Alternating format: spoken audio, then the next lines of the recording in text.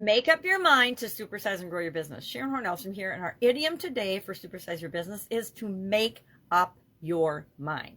Now, it's amazing how many people, me included sometimes, have a hard time making a decision, making up our mind, deciding what to do, choosing among alternatives, etc.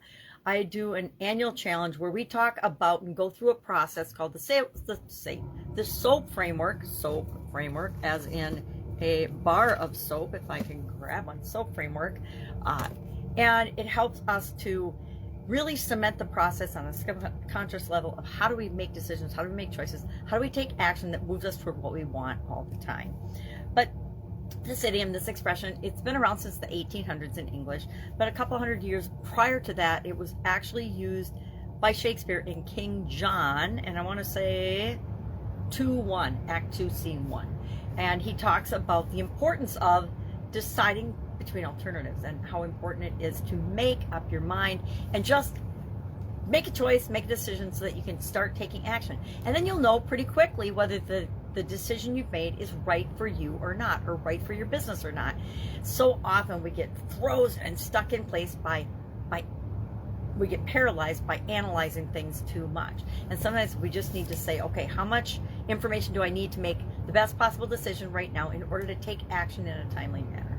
We talk a lot in my annual challenges and in my coaching programs and things about decision making, because I think for the vast majority of the population, and maybe not you because you've already decided to grow a business, to start a business, to build a business and supersize it, and once you've made that choice and decision about anything in our lives, things start to fall in place. Opportunities start to show themselves to us, and we know what to do.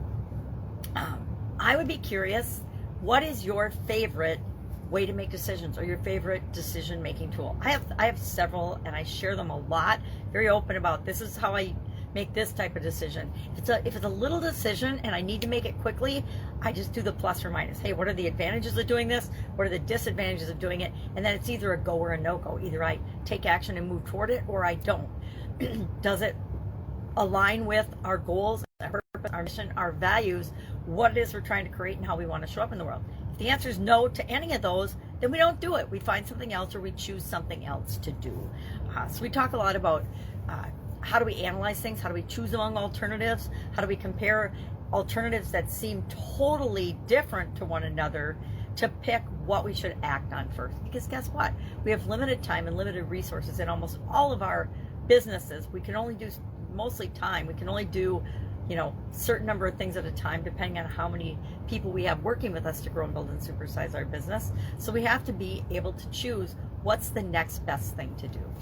So share in the comments below your favorite decision-making tool, and maybe you can make it situational. And then I'm going to quickly share, I found an article that talked about do these 6 things in your spare time to improve your business mind. And I already added a couple of things because I'm like, yeah, well, what about this? But I'll share theirs first. Number 1, meditate. I would agree with that wholeheartedly. When we take time to think and actually think about situations and problems, it's pretty easy to make decisions and choices. And we know ourselves better. The better we know ourselves, the better we can lead our organization.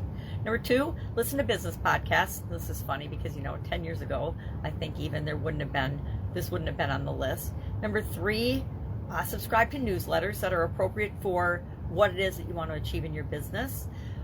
Again, newsletters, I guess, yeah, there have been offline newsletters and literally mailed newsletters for a long time. Number 3, that was subscribe to newsletters. Number 4, read business books. I would just say duh to that. Number 5, join online business organizations and communities, because you can learn a lot by communicating and networking with other people. 6, sign up for a course or take a course for something that you want to learn that will help you grow and build and supersize business. I would add, get a coach, get some support if that's an option for you, or get a mentor. Also, a great way to supersize your business is to be a mentor for the people that are in your organization. Number 7, I would say join a mastermind or create your own mastermind.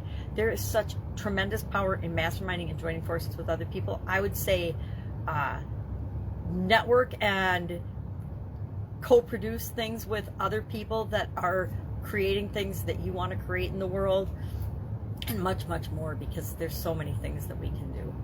All right, that's it. Have an awesome day. If I can help in any way, ask. Otherwise, I will be with you tomorrow with another idiom, interesting idiom. What does it mean? Where does it come from?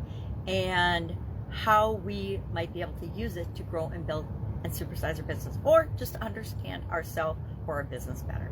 Have an awesome day. Bye.